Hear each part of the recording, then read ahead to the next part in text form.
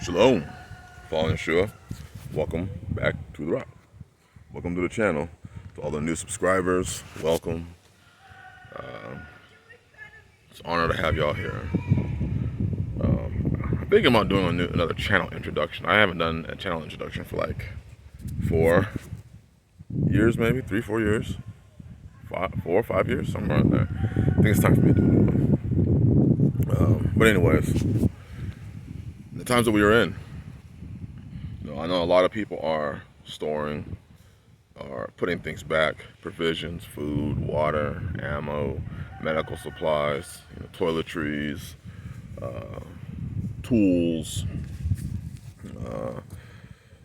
whatever it is you're putting back. I want to submit that I think it's a good idea to take an inventory of what you have. Literally a written inventory of the things that you own. Because one of the things that I see often are people overestimating what they have or how long something will last them. I see that often. A person will have 2 or 3 buckets of food and be like, yeah, I've got enough rice for me and my wife and my 2 children for 4 months. If you want to know, I have a video. I'll post it in the description. It's I actually brought out one of my children's homeschooling whiteboards, and I showed one of the calculations of how to determine how much food you will need, the actual calculations of it, so you can use it as a reference and as a guide for food. Because you just don't want to assume that you have enough. I've made the mistake of doing this before in my own life, of assuming that you had enough of this or that. It's kind of like the idea of, some people do this. They'll drive their car and they'll see that warning, that gas warning light come on, and they'll keep passing up gas stations assuming, well, I have enough to get home. I have enough to get home. And then they'll go home, and the next day when they go to work, well, I have enough to get to work. And then I have enough to get back home, and then the car runs out of gas, and they're sitting on the side of the road.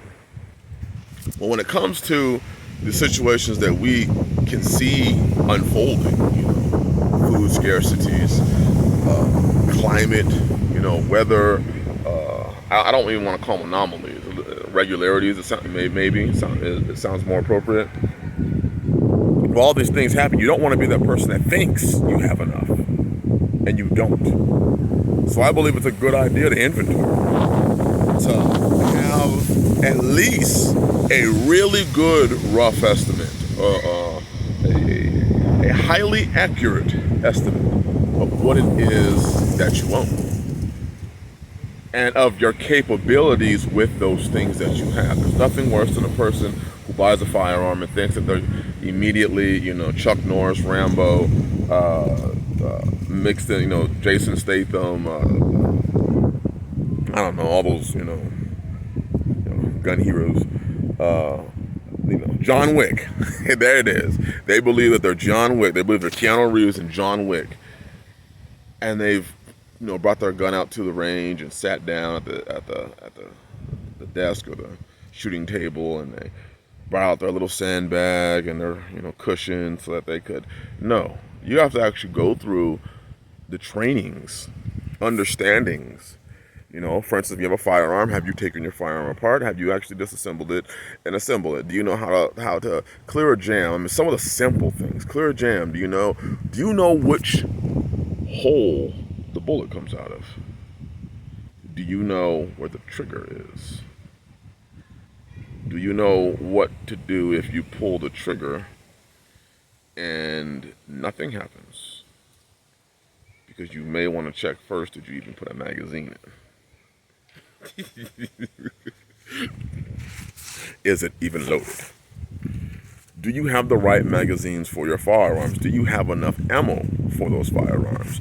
I'm not one to get in arguments. Some people get in arguments about stuff that, obviously your carry weapon, you may want to have some hollow points.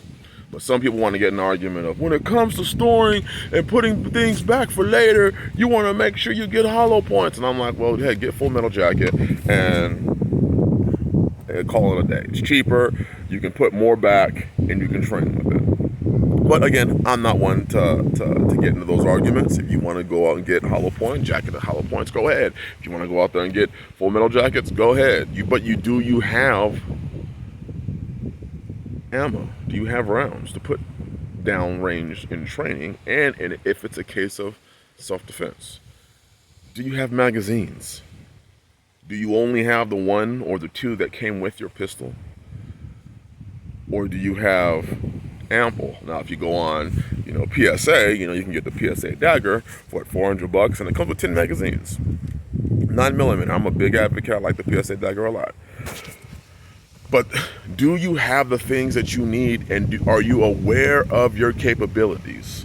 Are you somebody that can't walk up to a flight of stairs without huffing and puffing, but believe that you're going to put on your 25 pounds of armor and go, trudging out into the woods and fighting the zombie horde? Come on now. Do you have the food stored up for your family? And have you gone through it? Have you actually opened up some bags to make sure you're even storing it properly? There'd be nothing worse than opening up bags. The story of Joseph, when he stored up food in Jasher, it says that the people around them that stored up food, mice went in there and ate their food. Well, have you gone in and opened some bags of food stores that you have and made sure that you don't have, that the eggs haven't hatched, and that you're storing it right, and that you've done these things? You don't want to find out that you did things wrong when it's too late. You don't want to find out you don't have the provisions when it's too late. You don't want to find out that that 4 or 5 months of food that you think you stored is only 6 weeks. Again, in the description, I'll post up a video of the mathematics that I use for the food storage for my family, and you can use it for yours too, depending on how much you want to store. And that's up to you. There's minimums that I believe, but that's irrelevant. If you believe you should store up 3 months, then store up 3 months. If you believe you should store up 6 months, store up 6 months. But having a running inventory of it. Know what you stored. Did you store white rice? When did you store it? Did you store salt? Did you store sugar? Did you store herbs? Did you store pinto beans? I hope you didn't store brown rice or parboiled rice. Oily rices tend to go rancid really fast, and brown rice and even parboiled rice have a high oil content. Doesn't mean you can't store it for a year, but if you're looking for long-term 3, 4, 5, 10, 20, 30-year storage, you probably won't get it out of it. But I've successfully stored parboiled rice for 2 years and had no problems with that. Are you storing pasta? I tried to store pasta, and I opened up my bag and my pasta was crawling because all the eggs that are in the wheat that they use for the pasta hatched. There's been situations where I put pasta on the shelf, in the back of the shelf, and left it there for a year, 6 months, 8 months throughout the summer, and the eggs hatched. You want to know what you have. You want to know how to properly store it. You want to know, and this is in everything, medical supplies. Do you have medical supplies? Are you proficient with, do you know how, you have a splint? Do you have a tourniquet? Do you know how to use a tourniquet? Did you get your tourniquet from Walmart from China? If you did, I want you to try to apply the proper amount of pressure and find out what happens. And if you don't have a tourniquet, do you have other supplies that you could use as one? Do you have these things labeled? Do you have these things put away? Labeling is a very important thing. You'd be surprised at how many people put back food and didn't label it. Did not label it. So they're opening up containers and breaking seals on buckets, trying to find rice, and now they open up their bucket of this or their bucket of that because they didn't label it. Do these things. Have an inventory of what you have, because as we're seeing, there's a higher and higher probability that you're going to need the things that you are putting away. Your tools. Your tools. We can go into specifics if you want to. But did you label your tools? Do you know, it's easy to make a flathead. You can make a flathead, screwdriver out of it. I'm saying anything, but do you have Phillips heads? Do you have your different required hex screws? And do you have these things, and do you have enough? Do you have enough screws in your house right now that if you needed to board up a window, you could? Do you have wood? Well, I live in an apartment. You can very easily go out and get yourself a couple sheets of of OSB, cut them in half, and put them on your balcony. Just enough to cover up each window if you needed to. How about some plastic wrap? Plastic wrap is the 5 mil or 4 mil plastic, black plastic. I prefer black, but you could also go clear.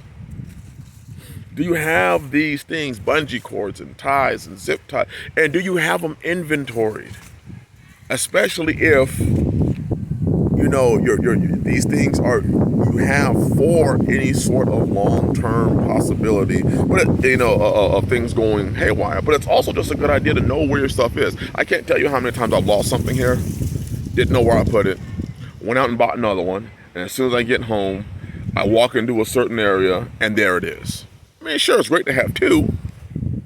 Absolutely. But when you lose both of those and you go and buy a third one, you lose all three of those and go buy a fourth one, now you have a problem. So it's just a good idea to inventory, know what you have. Did you store corn? Know what you store. Did you store wheat? Did you store hard red wheat or did you store white wheat berries? Did you store oatmeal? Did you store whatever it is that you put back? Do you have it dated? Do you have it inventory? Do you know how much you have? Do you know what you're going to use it for? Have you actually thought this thing out? Opposed to, well, yeah, I got my bucket of food and I got my 3 boxes of ammo, and you find out that you got ammo for your 308, but you have a 5.56, or you have ammo for you have 5.7 ammo, but you have a 9mm. Understand these things and apply them so that you don't find it. One of the worst things that could happen is disorganization, especially when you need what you need and you need it right now. Disorganization can kill you. Disorganization, not knowing what things are, could really hurt you. It could really hurt you. In that same inventory, you can use your car kit. If you have a kit in your car, you have some granola bars and some couple gallons of water and, this, that, and the other, a medical kit. Do you know what's in your vehicle? And especially, medical, in your vehicle, do you know what you have?